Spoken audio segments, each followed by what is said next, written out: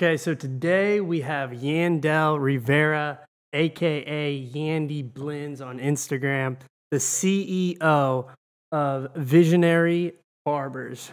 And you might be thinking, as a young high school student or a college student or a young athlete, how is a CEO of a barbershop relevant, and how does that benefit me in my life? And what I will tell you is, a lot of the things that I've learned, all the lessons that I've learned in life have been through learning from others. So, Yandy, can you tell us a little bit of context about who you are, where you're from, and how you got started into entrepreneurship? Yes, of course.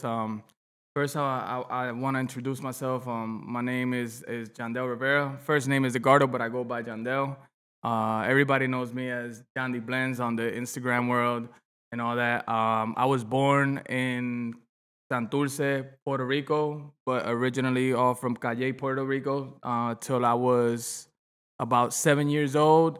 And that's when I moved to Florida. From Florida, I moved to Florida when I was 7 to Kissimmee.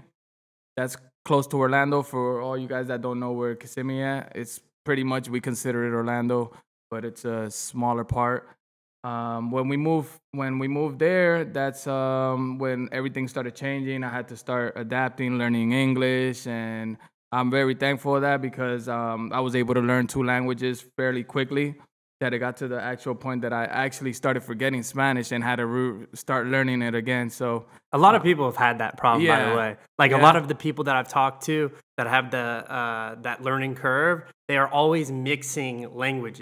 Wow. So I think that's super interesting. Yeah, definitely. I had to learn that when I got to high school. I had to learn that slang Spanish again I felt like, man, oh, you're Puerto Rican, but you don't even know our language. Did you have teachers in high school that taught Spanish? There was special classes for Spanish students. Yeah. Okay. There was I remember there was. Okay. Yeah. Yeah, because a lot of the people that I talk to that are in the Spanish culture always say that they're not actually teaching the correct Spanish. Yeah. Do you know anything about that? To be honest, I don't. It's more Spain Spanish? It could be. It could be, yeah.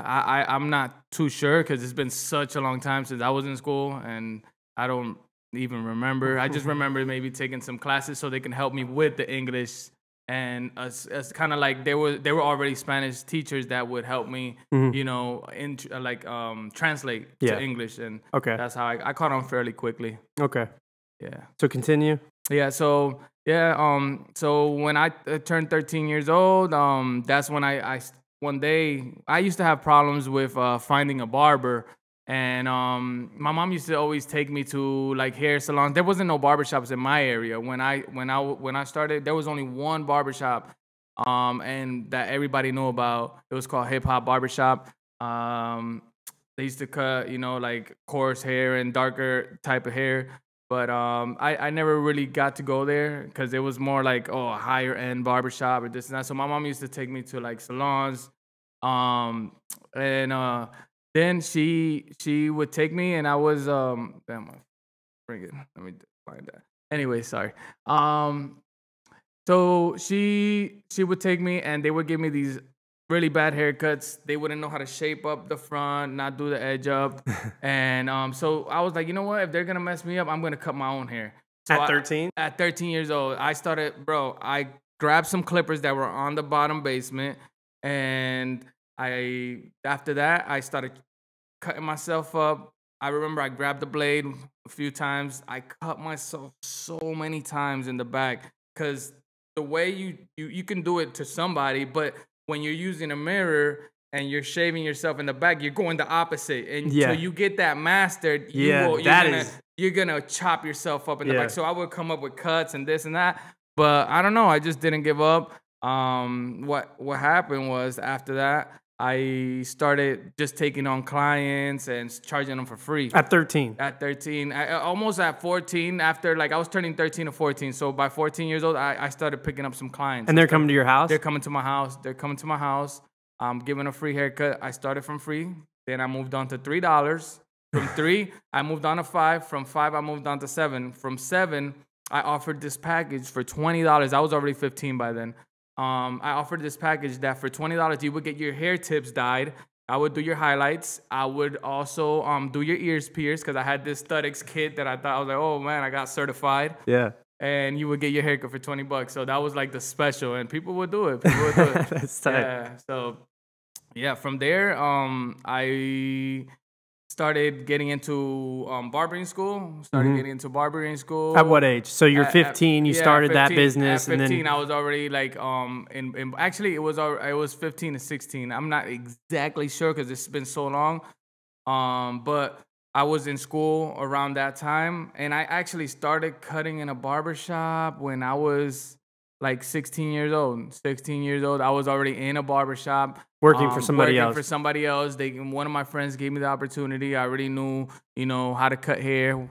I wasn't as good as I thought I was. That's when the real, challenges came.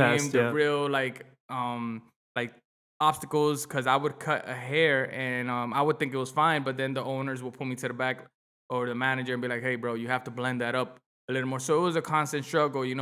Sometimes you think the haircut's good. There will be times the owner would take the haircut that I thought was fully done, put him in his chair, and be like, look, this is how you do it. And he would completely transform the haircut in like 5 minutes and make it look way better. And that's what made me so much better. After that, I was a beast. Like, I started learning. And I was like, this can't happen to me. Like, so a lot of people don't like that when you take a client or you try to show them, or you point out, hey, bro, blend this up a little bit, or talk to them. But that is actually very crucial, to accept criticism and want to, keep learning and don't take offense to it. And at the time, did you take offense to that? Or? I did not. I did not. I got a little bitter when one of the managers used to pull me to the back all the time. Yeah. But when the owner did it, not really. I was just embarrassed a little bit. And I was like, this can't continue, So, but when I never really took offense. I would get a little like salty maybe in the moment. Yeah. But then I'd be like, you know what? This is true. He's pointing out,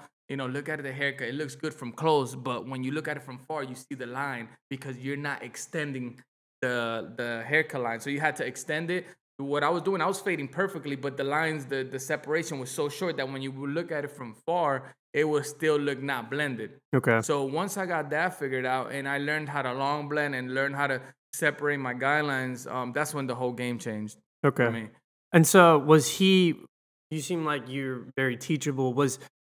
Did you have problems with one of the ways that one of the, you said the manager, did you have a problem with the way he was trying to show you or correct you?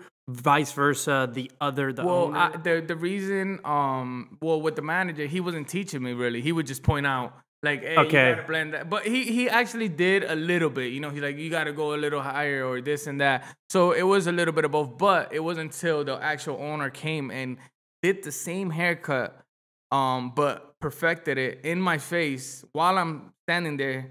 The kid's mom is standing there, so I'm embarrassed. And do you still talk to these two people? No. This is, I don't even know about. This was such a long time ago. Okay. I don't even know where they are, they are. Yeah. Is there anybody that you during that process, like I still talk to? Yeah, that you still talk to as a mentor. Yeah. I mean, well, not as a mentor, but somebody as like a coach that's in your industry that you look up to.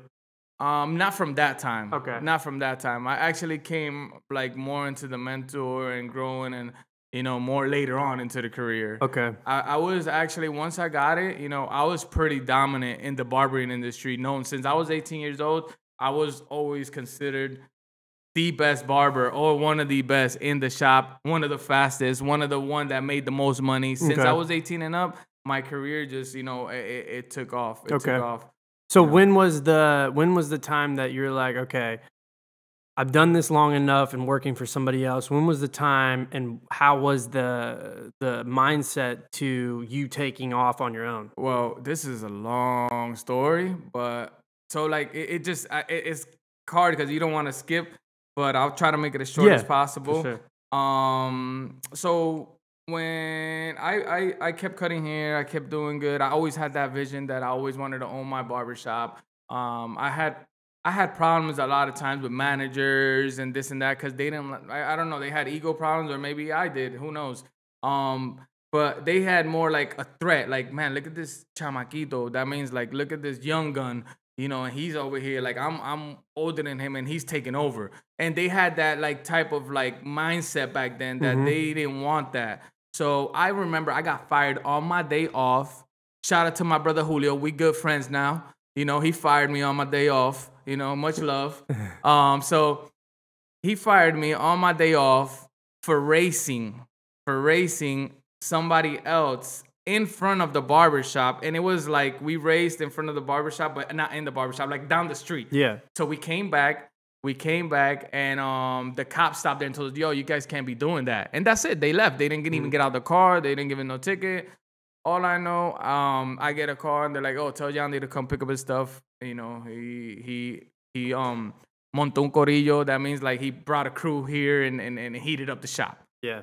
Over some Did whatever. you feel like they were out to get you? Like you were, it was gonna happen no matter what. They were just looking for a certain reason. I felt that. I kind of felt that. Like, hey, you know, it was gonna happen. You know, and so I had those kind of experiences in a lot of shops. You know, but maybe you know it all served as a purpose, and it all you know made me better and knew that I was capable of more.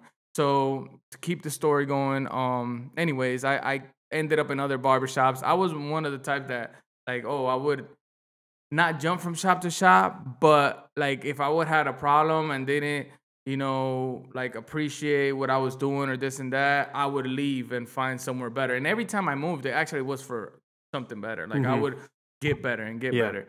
So I had from the age 23 to age 28, I had a really down spiral. Got into, you know, really negative stuff. Because you just got let go from that job, right? Yeah, but that was after, actually. That was after. But that wasn't when I got let go from the job. No, I still did good in another spot, and I did well. Oh, okay. So you found a new area. I found a new place to work.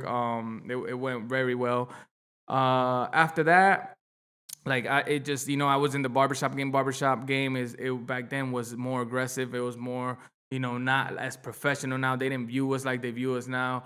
There was a lot of, you know, like drugs and stuff in the barbershop. Barbers use drugs, and we used to do this and that. And it was just kind of like the mindset back then. Yeah. It was like the people we surrounded ourselves with. So I ended up in hands with the wrong people doing wrong things and ended up really hurting myself and hurting my business at that moment and losing it all. Everything I had gained, all my, you know, savings, all my money, all my cars, my, you know, I was always a person that always was a hustler, and I would always want success and want till that took over me. And that ended up being my dependence, I wanted to, you know, like I was putting my focus on that, you know, and it wasn't until I got out of that world that we can leave that for another day, because that's a really long story and deep story.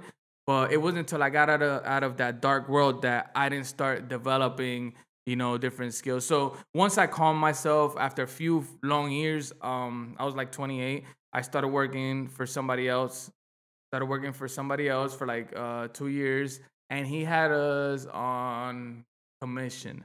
He had us on commission. The problem was that, you know, I would keep leaving him so much money every week, and it was like his way. I couldn't pass out business cards. I couldn't give my number to clients. I couldn't grow with him. Yeah. And he was taking a lot from me every weekly, like minimum $400 a week, which normal rent is like $200. And that does a lot to your energy as a human. Like when you're trying to work and you're not in a growth environment, your energy is just always drained. Yeah, exactly.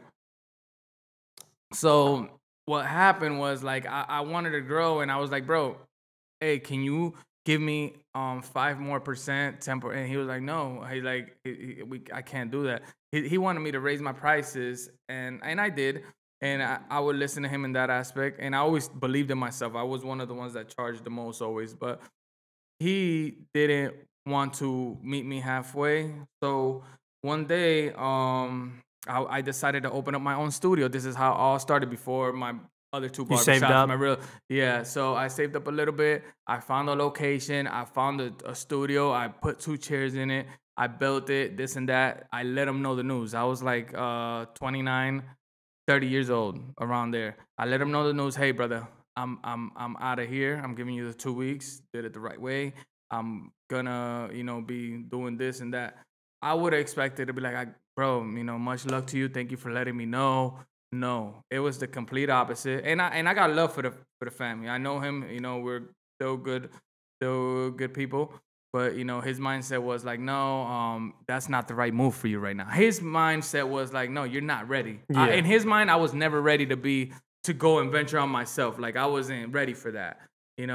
So I was like, no. He almost convinced me to actually backtrack after I had already built the shop. I almost got convinced. He put fear in my head.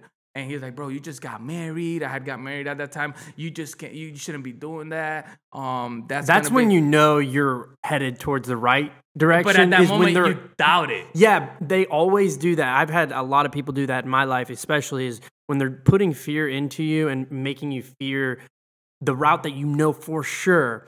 It's normally the best decision you ever make. Exactly. So I was taking my clientele like 15 minutes away, but I had just had such high self-belief that my clients would come, I would make it, this and that. And so he put me down. He's like, bro, I'm going to give you 80% instead of 70, bro. That was a big percent jump. Like, bro, that's a huge. And I was like, whoa. He's like, you have to work the way I want to. I was like, he almost got me. Yeah. Almost. But I stuck with my gut. I stuck with my intuition, and I took action, and I was like, no, I'm not backing up.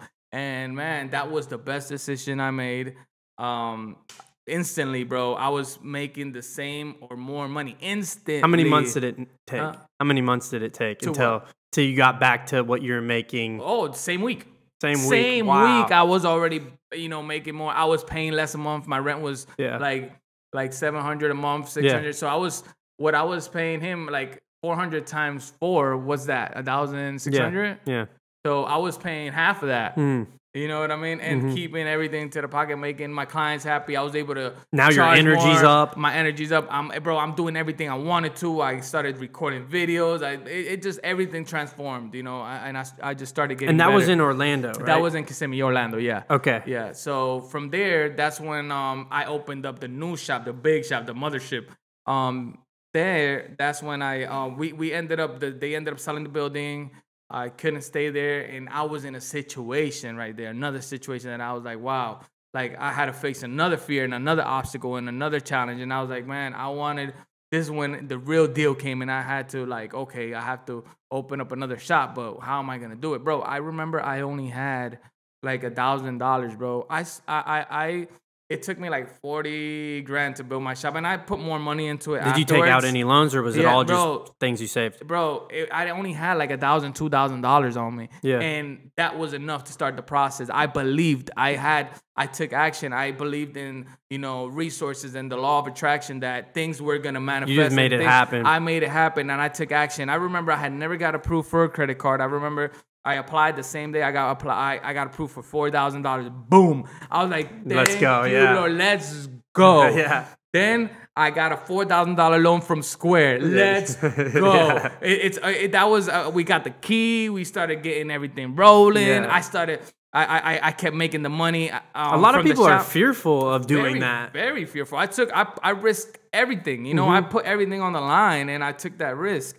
And it was the best thing I ever did. So I remember time was up at the shop. I started cutting people in my house for like 2-3 weeks while the shop was still being built, and we were still putting money into it and getting every single dollar, putting it into the shop. My lady, Waleka, helped me out tremendously with the paperwork, with the legwork, going to the county and getting all the licenses and doing just the legwork that that's a very could be very stressful. So once we got approved, we were super excited, and bro, everything just fell in place. I remember we hold it off to get some of the stuff, and one day that we checked, they had a 24-hour sale. Everything was like 40% off. Yeah, just for 24 hours, and we ended up getting everything dumb cheap. That's so everything awesome. Just fell in place. Everything just fell in place. So when you take action and you have that belief that it can happen, it's gonna happen. Just have to take that step. And I believe God will take the other, meet you halfway. For sure. So yeah, man. So then from the Orlando, now you're in Miami. Yeah, that was your second one. My second shop. What was there any obstacles there starting? Yeah, bro. Yeah. So man, like, 2 years later, 2.5 years, 2 years later, the shop is going, everything is going great. But I'm already feeling like I hit plateau in my area in Kissimmee. Like I wasn't gonna be able to grow more, like get the type of clientele I wanted. I felt like I needed something new. You know, I wanted to keep growing my brand, my businesses. And I was like, man, I always thought LA, Miami. But I was like, man, Miami is more of a, okay, my barbershop's over there. It's more real for me. Yeah, I have a quick question. Yeah. When you're starting something up new, what has been something that it's kind of like your secret to getting that momentum started, to get that spark going in a new area, especially?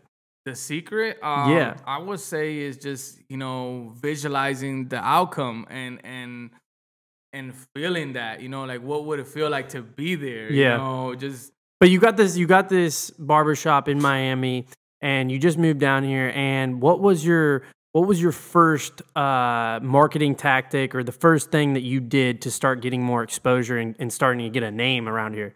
In Miami? Well, I mean, first of all, my Instagram, 300,000 followers, Yeah. you know, just by me putting out there, hey guys, I did a marketing video, I did a video, you know, announcing I'm moving, taking, you know, myself to my, South Beach. So Miami Instagram Beach. helped a lot. Instagram helped tremendously, you know, and obviously my will to overcome and just persevere in any situation, and self-belief and confidence that I can do it anywhere in this world, you know, I would make it. Just knowing I can do that, I have that capability and I have that mindset, actually, you know, was tremendous for me, you know, and it helped me out a lot, gave me a lot of self-confidence, and I had a lot of self-belief. But there was a lot of obstacles in this barbershop, to probably more than the first one. Yeah, And definitely. and it was a smaller shop, and it was more money. Yeah. Almost, you know. Yeah. So, as the CEO of Visionary Barbers, what has been something you've been telling during this crisis? You've been telling, as a leader, been telling your team to focus on? Bro, I've been telling them that, you know, hey, we're all in this together. We're just, you know, let's focus on personal growth. Let's focus on self-development. Let's focus on thinking outside the box, and just, you know, wanting to grow from here and out. So when we get back, our mindset is ready. We're ready. We're ready to go. And yeah, a lot of people are talking about like the rubber band effect, being pulled back, stretch. But then to a point, at some point, that rubber band's just gonna unlock and just unleash. Exactly. Is there anything that you personally have been struggling with? Anything that at first, when the quarantine or the news broke and you had to be quarantined, what has been some of the struggles just personally? Bro, hey, the first few weeks, it was like a big smack in the face, because, you know, a lot of people think like they might see me successful and they probably think I have $1 million in the bank or this and that, you know, but it's not like that. You know, everything gets reinvested, everything, you know, we're keep growing. You know, I believe that if you don't use your money, you're not gonna get none back, you know, so you have to put your money out there, put your money at risk, put your money to work. So people believe that, oh, you know, he has all this success, you know, he has tremendous money in the bank, and it's not even like that. You know, we're working towards the future like that. So every time, you know, I get an opportunity, I keep growing my brand, adding more stuff to it, adding more money to it, making it bigger, making it better. And all that takes money, all that takes energy. And so it was a big shock when that happened, because, you know, I was like, okay, the first 2 weeks, I'm good. This and that, I'm good. We're going to be back in 2 weeks. Yeah. When I find out that, no, we're not going to be back in 2 weeks, that's when I was like, oh, adapt and adjust. My God, you know, so I was just like a little, at first I was a little, you know, like, damn, man, where are we going to come up with all this money? You know, like I lost $20K in a month, you know. From my personal pocket alone, I make, you know, a really good amount of money. And no small business loan. No small business loan. Have not got one yet, and they're saying that we can't even get one because our employees are basically self-employed because they rent the chair. Exactly. So no help, no nothing. I'm not making money myself. The shop is not making money. I got all these bills, rents. I got 4 overheads, you know, my house here, my house in Orlando, my shop over there, and my shop here. Yeah. So it's a little, it got to me. But that was, I feel like, the best thing that actually happened, because it forced me to grow my brand. Yeah. It forced me to grow online. The only thing that I had practically coming in was my online sales. And I was like, wow, now this is the chance that you've been wanting, John D. This is the chance that you've been looking for to put your focus into the brand and attack. So I did that. I started finding new ways, creative ways to get attention, to get my brand attention, to put it out there into other people's hands. And it's been great. Like I was telling you earlier, with the brand in a month grew by 240%, which, you know, that's what I mean. Like, by when you have that self-belief that everything is gonna work out, you know, things will work out. You know, you just have to believe it. You know, when you doubt it, when you fear, all that's gonna attract negativity. And, Yeah. you know, Is there anything that you're doing specifically to help with? I know a lot of people are isolated right now, and there's just some days are just a little bit more negative than positive. And is there anything that you've done that you have maybe that you would suggest to people that is just like a little hack that you do if you start to tend and slip into the negativity? Do you read? Do you go work out? Do you get out of that environment? Do you go run? Great question, my brother. So yeah, it all starts with a morning routine, and it all starts with planning the day a day before. For me to have a successful day, whenever my day's not going right, I'm feeling fearful, I'm feeling in a negative way, I know something is up. I know something is wrong with my thoughts. I know I have to check my thoughts. Yeah. You know, I have to rearrange everything, reorganize things. So I start planning the day before for the next day, and I set down my goals. I'm like, okay, I'm gonna wake up at 7 a.m., get out of bed. My first thing is to pray, you know, then visualize, write down my goals, or write down 10 things I'm grateful for. And by doing a gratitude list, automatically it gets me in a good mood. Like, okay, I'm grateful that I am living a day, for water, these things. Exactly, for all the little things that people take for granted. Yeah. And I am grateful Setting for the them, bar you know? super low. Exactly. Even, you know, for being able to write what I'm writing, I'll be grateful for, you know. For health, for just health. not having the coronavirus, like 100%. just like for hands. Like, for everything. Yeah. So people take those things for granted, and it's crazy because it's such a it's a transformation. Once you like do that, It really like, is. it really gets you in that good. That's how, I mean, whenever I wake up, I'm just like, I'm thankful for this pillow, this bed. I have a roof. You like do? those. Oh, that's yeah. Like I go awesome. so basic when That's I'm like awesome. just in the very, very first moments, because I know, like, starting off in the day, like just like you were talking about, your mind does this weird thing where as soon as you wake up, it starts to put thoughts. Yep.